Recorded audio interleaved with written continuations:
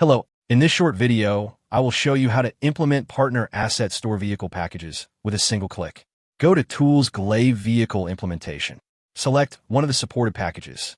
I will select Gridlock Vehicle Pack for this tutorial. Browse for the source folder of the asset. This must be the root folder of the package. In the destination folder, the converted traffic vehicles will be generated. I will create a new folder called Traffic Vehicles and select it as the output folder.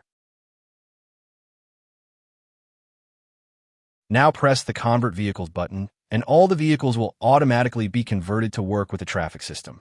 You can see the new prefabs generated inside the output folder. They're fully configured and ready to use. A vehicle pool containing all the converted vehicles is also generated automatically. To use the new set of vehicles in your project, simply replace your existing pool with a newly generated one. That's all it takes to add 15 new vehicles to your project. Just one click and a drag and drop. If you have suggestions about which new asset store vehicle packages to be added, let me know in the description. Thank you for watching.